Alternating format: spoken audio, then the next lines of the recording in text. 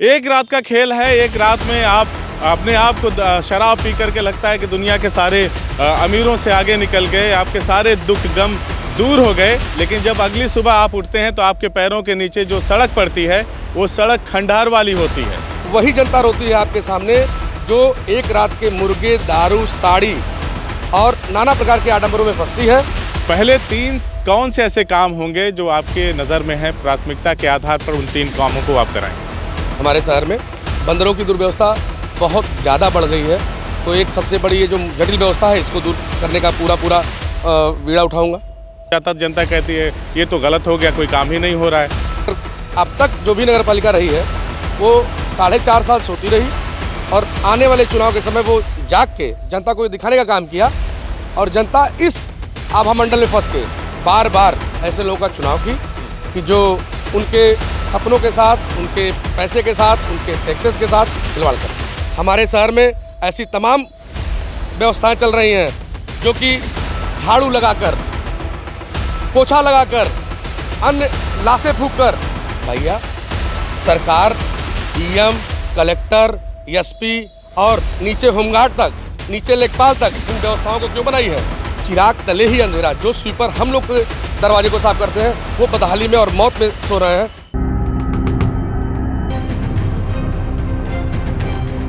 नमस्कार, CIB India news पर हमारी खास सीरीज मिशन चेयरमैन देख रहे हैं आप। आजमगढ़ ज़िले में हैं और कुंवर सिंह उद्यान में मौजूद हैं। ये दूसरा भाग है।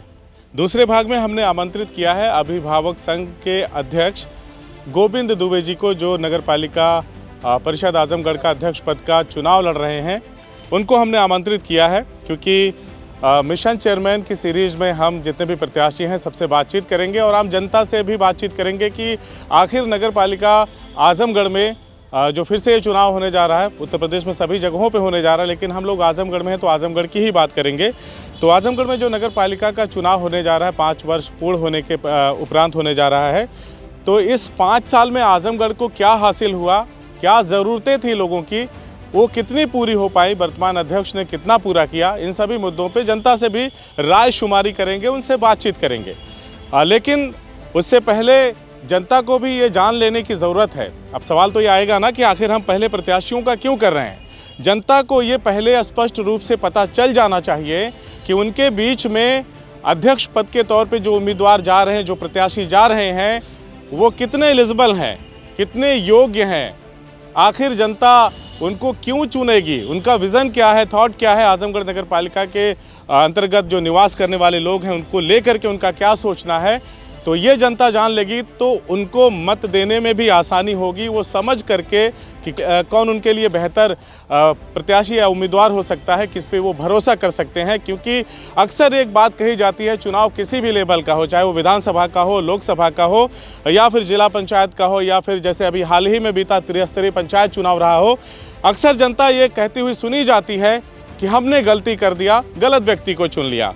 तो सही चुनने का अधिकार भी आपके पास है। अच्छे को चुनिए, सच्चे को चुनिए, जो योग्य हो उसको चुनिए, जो आपके बारे में सोचता है उसको चुनिए। और ये बहाने बनाना या शिकायतें करना, ये इसको ख़त्म हो जाना चाहिए। आप सभी पढ़े लिखे लोग हैं, अपना भला बुरा अच्छे से जान सकते हैं।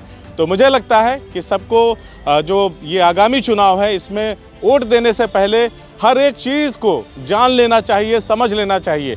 हम एक अगर 1200 स्क्वायर फुट का मकान भी बनाते हैं तो जांच परख कर इंजीनियर से नक्शा बनवाते हैं और तमाम चीज़ें करते हैं। पक्का अव्वल दर्जे का ईंट इस्तेमाल करते हैं, अच्छी सीमेंट इस्तेमाल करते हैं, मोटी सरिया इस्तेमाल करते हैं। और जो बनाने वाला, मकान बनाने वाला कारीगर होता है उससे कहते हैं भैया कोई कोताही नहीं बरतनी चाहिए, क्योंकि हम अपने सपनों का घर बना रहे हैं। तो जब आप अपने सपनों के नगर पालिका के अध्यक्ष का चुनाव करते हैं तो आप ऐसे कैसे खुला छोड़ देते हैं? सवाल बहुत बड़ा है, सोचिएगा ज़रूर। तो देर ना करते हुए गोविंद दुबे जी से बातचीत करेंगे और जानने समझने का कोशिश करेंगे, प्रयास करेंगे कि चुनाव में उतरे हैं, किन मुद्दों पर घूम रहे हैं, गली गली क्या कुछ उन्होंने देखा, इन तमाम चीज़ों पर इनसे सीधा सवाल करते हैं। स्वागत है आपका। क्या लग रहा है, एक सामाजिक संगठन से अब सीधे एक प्रत्याशी के तौर पर उतरे हैं नगर पालिका परिषद आजमगढ़ में। पहले तो मुझे ये बताइए कि आप गली गली घूम रहे हैं, क्या दिखा आपको 5 साल में? वर्तमान अध्यक्ष ने क्या काम कराया, जनता की ज़रूरतें क्या थी और वो कितनी हद तक पूरी हो पाई? सबसे बड़ा विषय जो देखने को मिला है नगर पालिका के गलियों कूचों में जाके, तो सिर्फ एक चीज़ नज़र आई कि 4 साल 8 महीने नगर पालिका सिर्फ सोई है, कोई काम नहीं किया नगर पालिका ने।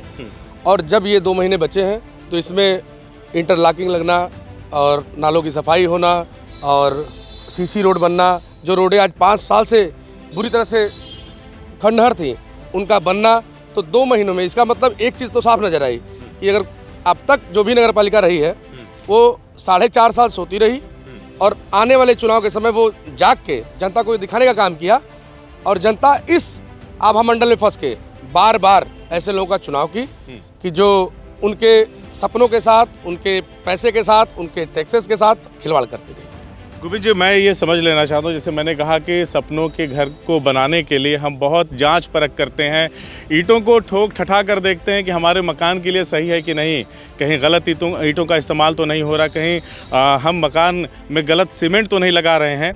ठीक उसी तरह से जिस नगर में हम रहते हैं वहाँ की सड़कें कैसी हैं, कैसी बन रही हैं, वहाँ पे शौचालय कैसे हैं, वहाँ पे पानी वगैरह की क्या कंडीशन है, इन सारी चीज़ों को हम क्यों नहीं देखते, जनता क्यों नहीं देखती। और फिर वही 5 साल के बाद कहते हैं यार हमने तो मतलब जब वो चुनाव ख़त्म हो जाता है, सारी प्रक्रिया के बाद अध्यक्ष का चुनाव हो जाता है, जनता कहती है ये तो गलत हो गया, कोई काम ही नहीं हो रहा है। तो जनता को क्या कहना चाहिए, आपकी तरफ से क्या संदेश होगा, क्योंकि आप सामाजिक संगठनों के परिवेश से आ रहे हैं, जैसे एक विशुद्ध राजनीति करने वाले जो दल हैं उनसे अलग आप लोगों की एक सोच है, काम करने का तरीका, वहाँ से आप आ रहे हैं, तो क्या कहना चाहेंगे, जनता किस तरह से अपने उम्मीदवारों का चयन करे, अपने सभासदों का चयन करे, अपने जो अध्यक्ष पद के प्रत्याशी उनका चयन कैसे करे? सबसे बड़ी बात वसीम जी, आपके चैनल के माध्यम से मैं बता देना चाहता हूँ कि सबसे पहले जनता एक काम ये करे, चाहे वो गरीब जनता हो, चाहे पढ़ी लिखी वर्ग की जनता हो, वह दारू और मुर्गे और एक रात 5 साल का जो कार्यकाल होता है वह एक रात में पलट दिया जाता है।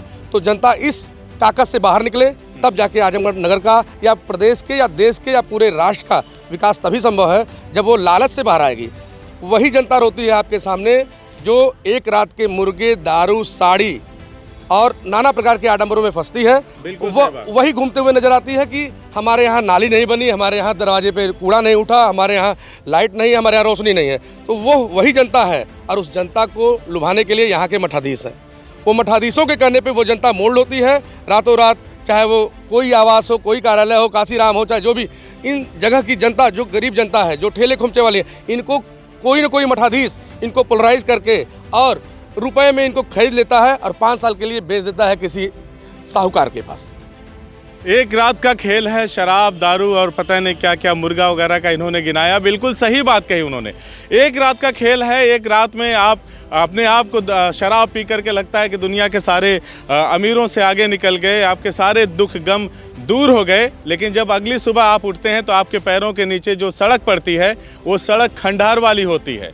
आप जिस सड़क पर चलते हैं रात के वक्त में, मैं भी चलता हूं उसी सड़क पर, तो जब मुझे शाम के वक्त अंधेरा दिखता है ना अपने शहर में, तो मुझे बड़ी तकलीफ होती है। मुझे समझ में नहीं आता कि मैं किसी गांव की सड़क से जा रहा हूं या नगर पालिका परिषद आजमगढ़ की किसी सड़क से जा रहा हूं। तो ये सोचने का विषय है, जब आप शराब लेंगे, जब आप मुर्गा लेंगे, जब आप पैसा लेंगे, तो विकास की उम्मीद तो छोड़ ही दीजिए।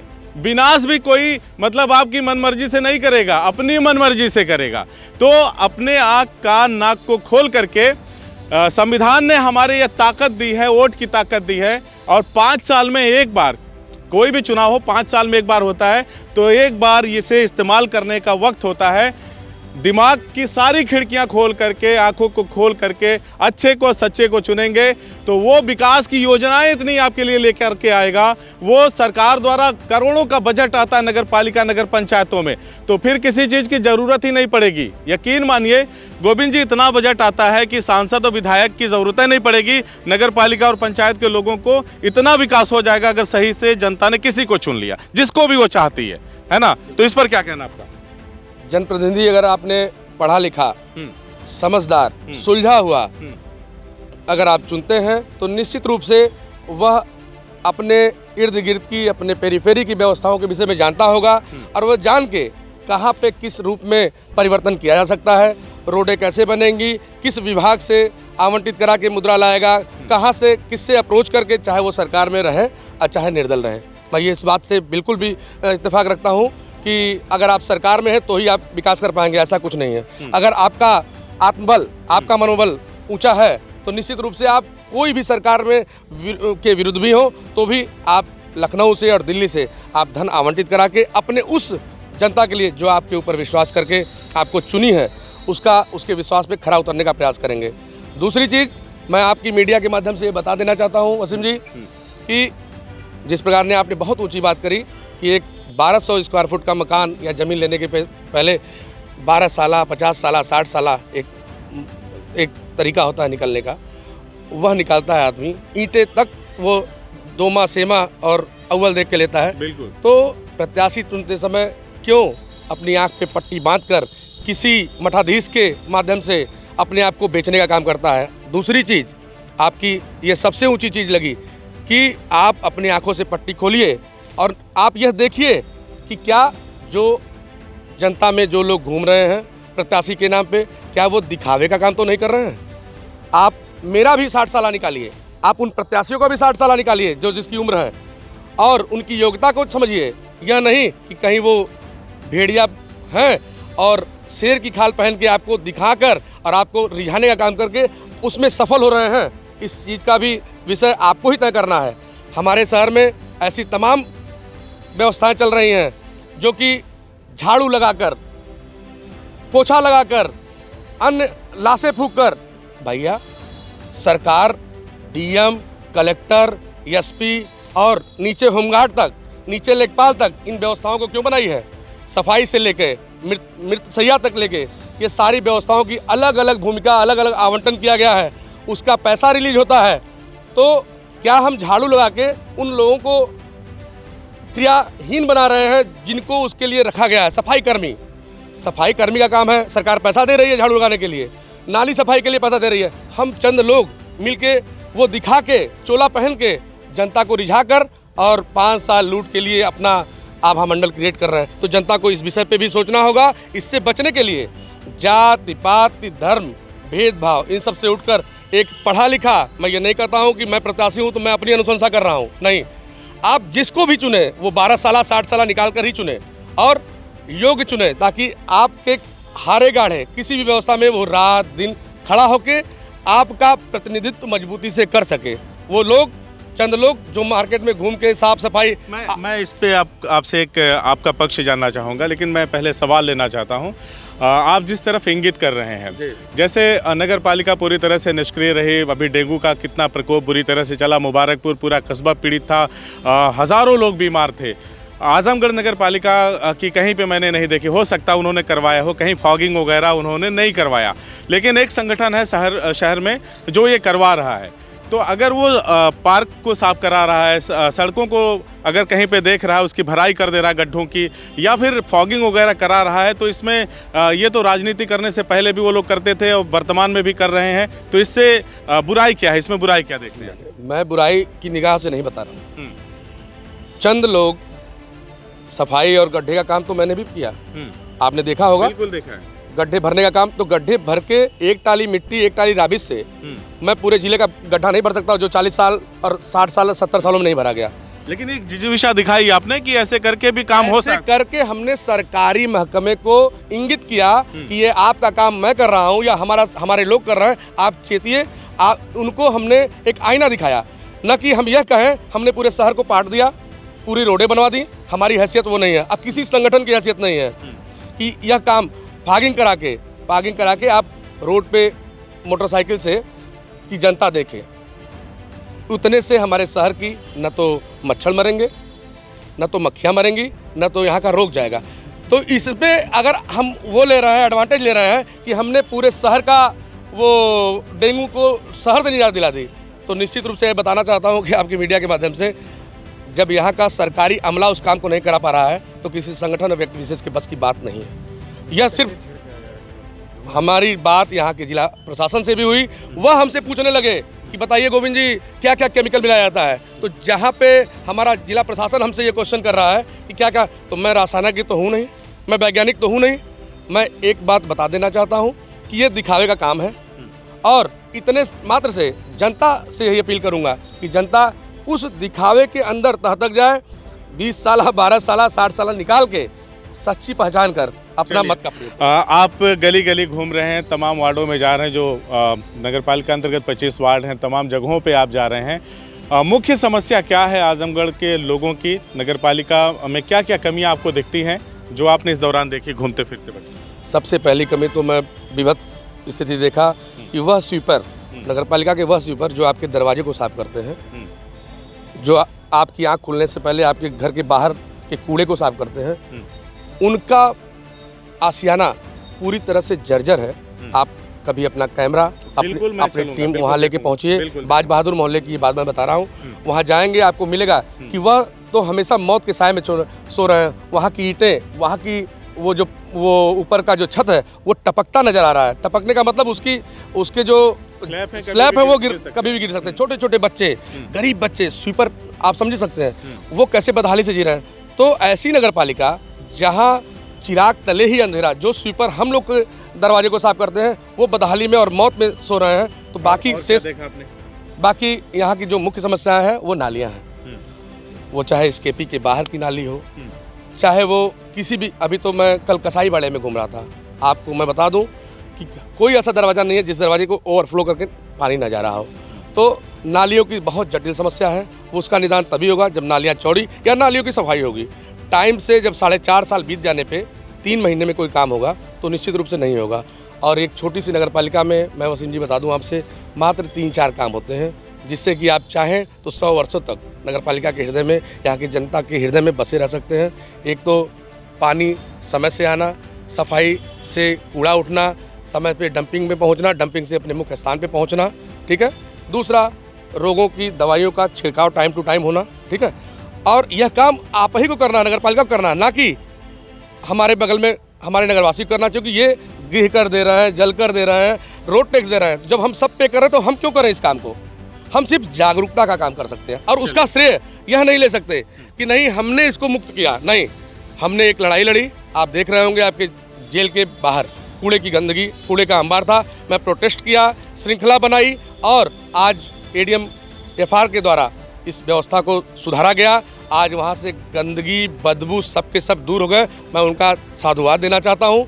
दूसरी चीज़, नगर में एक व्यवस्था और भी चरमराई हुई थी। कोई भी पुलिस प्रशासन का व्यक्ति वह चट्टी चौराहे पे एक फ़ोटो क्लिक करता और चालान कट जाती। क्यों भाई? आजमगढ़ नगर में जब पार्किंग की व्यवस्था नहीं है तो हमारा मंडल होने के कारण बलिया से चल के कोई भी व्यक्ति अगर आता है मुकदमा लड़ने के लिए और वो कहता है कि करेले का एक बीज लेने चल के कलेक्ट्रेट चौराहे से 10 रुपये का बीज वो लेने के लिए खड़ा करता है अपनी मोटरसाइकिल, और पीछे से एक सिपाही उसकी फ़ोटो खींचता है। जब तक वो बलिया पहुंचता है तो वो बीज 10 रुपये का 510 रुपये का हो जाता है। तो ऐसी दुर्व्यवस्था के लिए हमारी टीम और हम लड़े और आज मुख्यमंत्री पोर्टल IVRS से भी वह उसमें हमने उसको क्लोज किया। क्यों? क्योंकि लगभग 1.5 महीने से चलान नहीं हो रहा है। अब चलान नहीं हो रहा है। चलान उस मुद्रा में हो रहा है कि आपने हेलमेट नहीं पहना, आपने ईयरपीस लगाया है। मतलब जैसे गाड़ियाँ कहीं पार्क है तो उनका चालान नहीं हो रहा। गाड़ियाँ नगर के अंदर गाड़ियों की खड़ी होने पे, दवाई लेने पे और किसी चीज़ की खरीदारी पे, मिठाई लेने पे उसका चालान नहीं कट रहा है। इसका पूरी तरह से ये पालन किया जा रहा है। इसके लिए मैं प्रशासन का धन्यवाद देना चाहता हूँ। सबसे ज़रूरी और अहम सवाल है इस पूरे इंटरव्यू का, और मैं आपसे उसका जवाब चाहता हूं कि जैसे तमाम पार्टियों के लोग भी मैदान में होंगे अध्यक्ष पद के तौर पर, समाजवादी पार्टी, भारतीय जनता पार्टी और बहुजन समाज पार्टी, कांग्रेस पार्टी, और उसके बाद हालांकि आप भी राजनीतिक दल से जुड़े हुए हैं लेकिन आपने अपनी सक्रियता, हाँ, आम आदमी पार्टी से आप भी हैं, लेकिन आपने अपनी सक्रियता मैं देख रहा हूँ ज़्यादातर अपने संगठन के माध्यम से ही बना रखी है। तो आप इस पार्टी का, हर पार्टी का वोट बैंक होता, मैंने पिछले वाले जो प्रत्याशी थे उनसे भी हमने बातचीत में पूछा था कि हर पार्टी का एक फिक्स वोट बैंक होता है। ऐसे में गोविंद दुबे क्या सोचते हैं कि उनको जनता क्यों चुनेगी, आपको जनता क्यों वोट देगी, इस पर आप बताइए, हमें रोशनी डालिए। शुरुआत में जब आपने शुरू किया कि मैं उत्तर प्रदेश अभिभावक महासंघ का प्रदेश सचिव हूँ, तो मेरी ये लड़ाई अनवरत चल रही है। हर अभिभावक मेरा अपना बेस है, प्रदेश का हर अभिभावक मेरा अपना बेस है, क्योंकि उनके घर की आर्थिक लड़ाई, उनके बच्चों की फीस की लड़ाई अनवरत मैं विगत 7-8 सालों से लड़ता आ रहा हूँ। उसके लिए कई संघर्ष किए गए। पूरी जनता आजमगढ़ की जानती है, यह बताने की ज़रूरत नहीं है। तो मेरे लिए बेस यहाँ की पूरी जनता है, क्योंकि हर घर में बच्चे हैं, हर घर अभिभावक है। तो मैं अपना यही बेस मानकर, और चुनाव लड़ने की मेरी कोई अनुशंसा नहीं थी। वसीम जी आपको बता दूं, ये 4.5 सालों की जो बदहाली मैंने देखा ना, मैंने कभी भी हमारे संगठन के कोई भी व्यक्ति से आप पूछेंगे, मैं चुनाव लड़ने के पक्ष में कभी नहीं था। ये मुझे सबसे गलत चीज़ लगती थी। लेकिन मैं ये नहीं कहता हूँ कि मैं गैर राजनीतिक संगठन हूँ। ऐसे कई संगठन हैं जो गैर राजनीतिक संगठन बोलते और कोई ऐसा चुनाव नहीं है सभासद से लेकर सांसद तक नहीं लड़ते हैं। मुझे इसमें कोई बुराई नहीं दिखती है। हाँ, हम लोग तो कहते भी हैं कि चलिए तो मुख्य धारा में शामिल होइए, बदलाव लाइए। मतलब है कि मैंने कभी ये नहीं कहा, लेकिन ये 4.5 साल की जो बदहाली हमने देखी, क्योंकि हम लोग समाज से बड़े क्लोज हैं, यहाँ के हर नागरिक से बड़े क्लोज हैं, यहीं जन्मे हैं, तो ये बदहाली देखने के बाद मन में ये जिज्ञासा उत्पन्न हुई कि नहीं, इस बदहाली को दूर करने के लिए, अपना नगर आजमगढ़ को सही करने के लिए जनता वोट देते वक्त आपका ख्याल रखेगी, ये कहना बिल्कुल है। मेरी ये पूरी उम्मीद है। और मैं जनता से यही अपील करूंगा कि वह वही जिस तरह से मकान बनाने के पहले सारी व्यवस्थाओं को जागरूक होकर देखती है। आखिरी सवाल क्योंकि अपील हम बहुत ज़्यादा इंटरेस्टेड नहीं, अपील को लंबा खींचने में वो जनता तय करेगी। इसलिए मैंने पहले कह दिया कि जनता को आंख और नाक कान सभी खोल करके देखना चाहिए कि कौन सा उपयुक्त है उम्मीदवार और कौन सा हमारे लिए बेहतर, उसे चुनने की बात हो। आखिरी सवाल है मेरा, चलिए फ़र्ज कर लीजिए कि मान लीजिए जनता ने 2022 में जीत का सेहरा आपके सर पर सजा दिया, पहले 3 कौन से ऐसे काम होंगे जो आपके नज़र में हैं, प्राथमिकता के आधार पर उन 3 कामों को आप कराएंगे? देखिए, वर्तमान समय में जो सबसे बड़ी दुर्व्यवस्था दिख रही है, हमारे बढ़ते हुए बंदर हैं। हमारे शहर में बंदरों की दुर्व्यवस्था बहुत ज़्यादा बढ़ गई है, तो एक सबसे बड़ी ये जो जटिल व्यवस्था है, इसको दूर करने का पूरा बीड़ा उठाऊंगा। दूसरा, जो यहाँ गंदगी है, गंदगी यहाँ जनता से भी रिलेटेड है, जनता को भी जागरूक करने का काम, जनता को सबसे पहले जागरूक किया जाएगा कि टाइमली किस प्रकार से, जैसे बड़े नगरों में जाते हैं, कूड़े को किस प्रकार से बटन ऑन करके कूड़े को बाहर करते हैं, तो वैसी जागरूकता लाने का प्रयास कर कूड़े की गंदगी का निवारण करने का पूरा काम किया जाएगा। तीसरा, नगर की नालियों से जो दुर्व्यवस्थाएं फैली हैं, उन नालियों को, चाहे वो चौड़ीकरण करने का विषय हो, चाहे वो सफाई का विषय हो, यह 3 मुद्दे पे सर्वप्रथम काम किया जाएगा। शेष अगर ईश्वर तय करेंगे, आगे और भी चीज़ें आजमगढ़ नगर को अच्छा और सुदृढ़ बनाने के लिए करने का पूरा प्रयास करेंगे। चलिए, आपने बातचीत किया, बहुत शुक्रिया आपका। CIB इंडिया न्यूज़ की सभी खबरों को देखने के लिए लाल रंग की बटन को दबाकर चैनल को सब्सक्राइब जरूर करें, घंटी जरूर दबाएं ताकि हमारी सभी खबरों के नोटिफिकेशंस आप तक पहुंचते रहें।